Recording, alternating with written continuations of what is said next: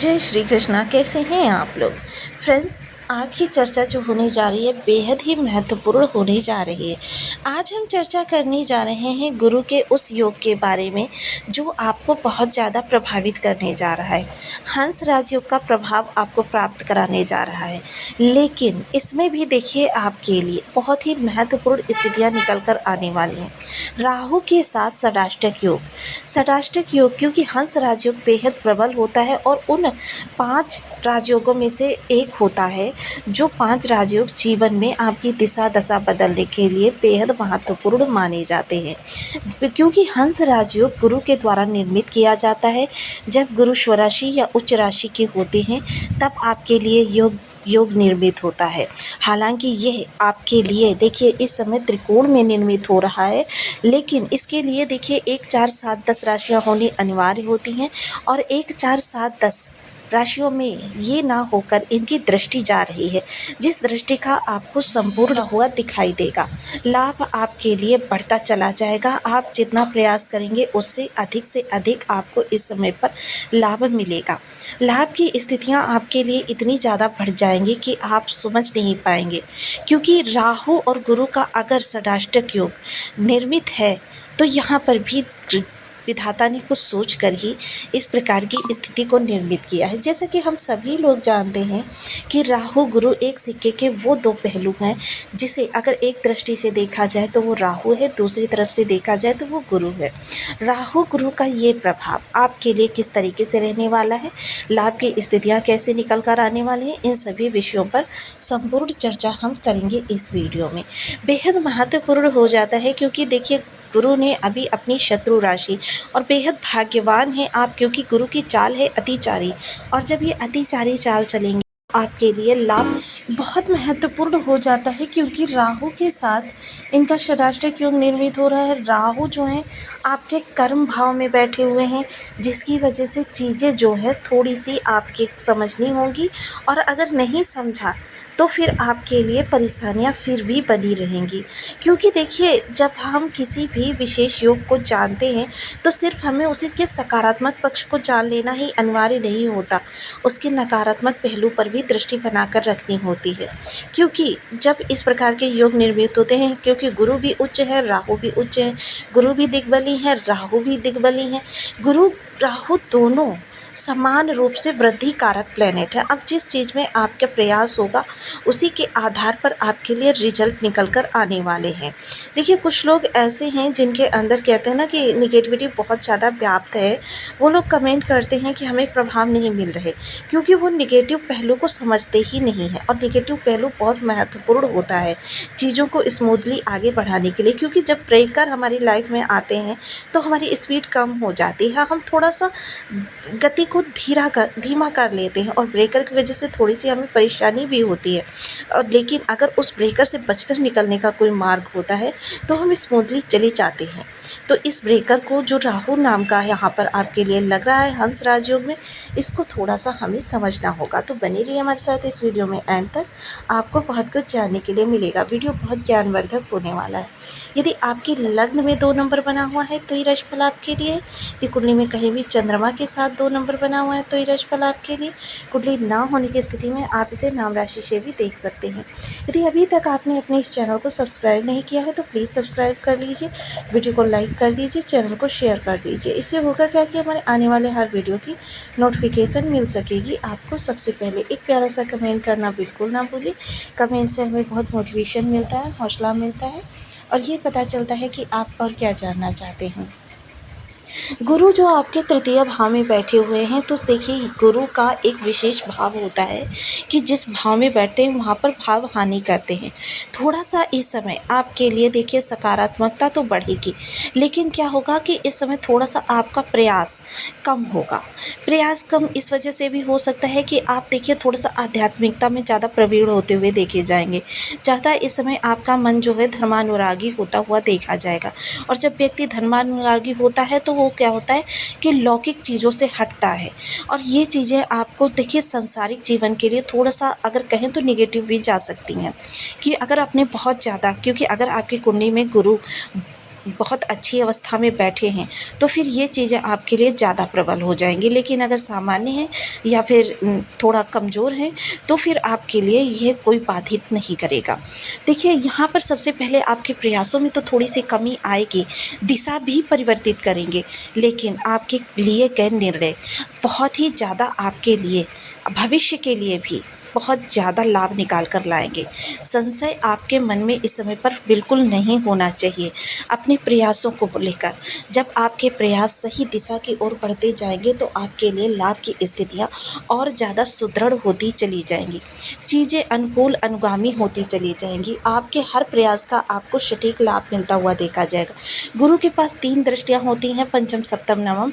प्रथम दृष्टि पंचम जो ज्ञान को दिखाती है, क्योंकि पंचम दृष्टि जाएगी आपके सप्तम हाउस पर। तो यह लाभ आपके जीवन साथी को बहुत ज़्यादा मिलने वाला है। जीवन साथी का स्वभाव आपके लिए किसी भी प्रकार से नकारात्मक था, व्यंग्यपूर्ण था, कटाक्षपूर्ण था, आपके साथ उनकी ट्यूनिंग नहीं अच्छी बैठती थी। आप कहते कुछ और थे, वो करते कुछ और थे, आपकी कहीं पर भी कोई नहीं चलती थी। तो इस समय ज्ञान का प्रभाव उनके मन मस्तिष्क को पूरी तरीके से परिवर्तित करके रख देगा। आपका जीवन साथी इस समय सहयोगी, अनुगामी और आपके हितानुसार चलने वाला होगा, जिसका कि आपको ये जीवन जो होगा बिल्कुल स्वर्ग की तरीके से लगता हुआ दिखाई देगा।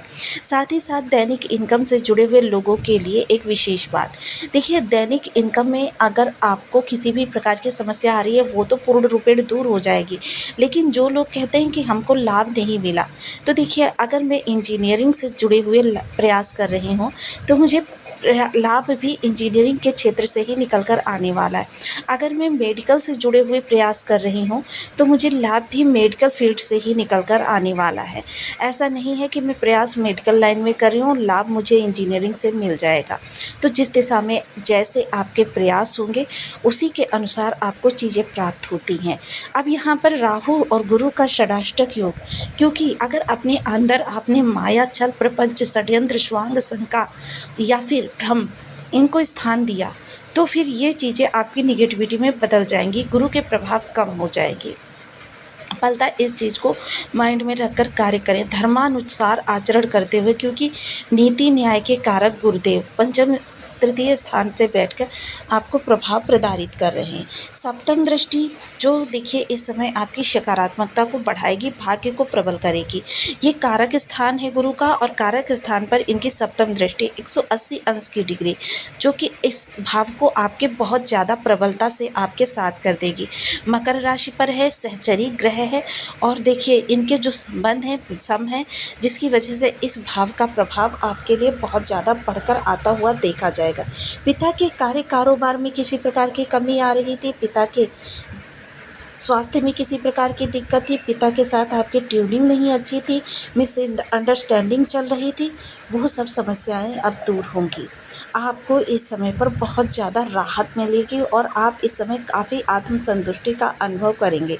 साथ ही साथ देखिए इस समय पर आपके लिए तीर्थ यात्रा के योग भी बन रहे हैं। अब जिन लोगों के पास चार्ट में गुरु सामान्य स्थिति में अभी बैठे हुए हैं वो तीर्थ यात्रा कर सकते हैं। और तीर्थ यात्रा करने से क्या होता है, आपका भाग्य प्रबल होता है। भाग्य प्रबल होने का, क्योंकि नवम स्थान जो होता है वो तीर्थ स्थान ही होता है और जब तीर्थ यात्रा हम करते रहते हैं तो हमारा नवम भाग्य प्रबल होता रहता है, जिसका लाभ हमारे समस्त 12 भावों से निकल कर आता है। नवम दृष्टि जो जाएगी, जो कि भाग्य को दिखाती है लाभ पर, लाभ में शनिदेव स्वयं बैठे हुए हैं। अब यहाँ भाग्य से चीज़ें होती हैं, तो भाग्य के प्रभाव से इस समय आपके लिए किया गया आपका हर प्रयास आपके लिए सकारात्मकता निकाल कर लाएगा और आपके प्रयासों से आपके लिए लाभ बढ़ता चला जाएगा। वैसे भी देखिए मैं सदैव आपको बताती हूँ, जब भी आपके एकादश भाव पर गुरु, राहु, शनि का प्रभाव होता है तब आपके लिए चीज़ें जो होती हैं पॉजिटिव वे में बढ़ती हैं और आपके प्रत्येक प्रयास का आपको सकारात्मक लाभ मिलता है। इनकम के एक से अधिक सोर्स बनवाते हैं, लेकिन देखिए इसके लिए आपके बर्थ चार्ट में गुरु का सकारात्मक रूप से प्रबल होना अनिवार्य है। उच्च नहीं तो सामान्य अवस्था तो होनी ही चाहिए, लेकिन फिर भी आपका जो ये हंस राजयोग का प्रभाव आपको प्राप्त होगा ये बहुत ज़्यादा आपके लिए बल निकाल कर लाएगा। देखिए ये स्वर्ग राशि है और स्व राशि पर जब भी गुरु का प्रभाव जाएगा तो वहाँ पर उनके लिए विशेष स्थितियाँ बन ही जाएगी। आपके लिए लाभ के सोर्स बढ़ते चले जाने वाले हैं। आपका सोशल सपोर्ट जो है आपकी बहुत ज़्यादा हेल्प करते हुए दिखाई देगा। मित्र मंडली, भाई बहन, ये सभी आपके काफ़ी ज़्यादा सहायक इस दौरान सिद्ध होने वाले हैं। विशेषतः इस समय जीवन साथी, पिता या फिर बड़े भाई बहन के द्वारा सलाह के द्वारा किए गए कार्य आपके लिए बहुत ज़्यादा दीर्घकालिक लाभ निकाल कर लाने वाले हैं। ये आपके लिए एक वरदान से कम नहीं है कि गुरु ने इतनी जल्दी अपनी शत्रु राशि से निकलकर मित्र राशि में प्रवेश किया है। इसका लाभ उठाना चाहिए। राहु की निगेटिविटी को आपको बिल्कुल भी अपने हृदय में स्थान नहीं देना है, क्योंकि देखिए मैंने जैसे पहले बताया ना कि जिस दिशा में आपके प्रयास होंगे वही दिशा आपके लिए एक्टिव होगी। मन के हारे हार है, मन के जीते जीत। भ्रम संशय को बिल्कुल भी स्थान ना दें और स्वार्थ, षड्यंत्र, माया, प्रपंच से दूर रहें।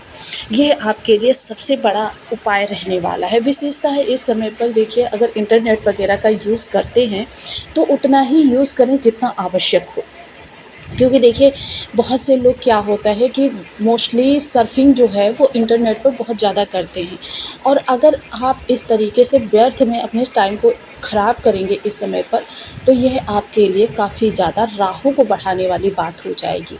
तो जब राहु को प्रबल करेंगे तो राहु के इफ़ेक्ट आपके लिए ज़्यादा निकल कर आएंगे, यानी बनते हुए कार्य बिगड़ जाना या बने बनाए कार्यों पर पानी फिर जाना, इस तरीके की स्थितियाँ। अब इस सकारात्मकता का और ज़्यादा आपको लाभ मिल सके, इसके लिए कुछ विशेष उपाय।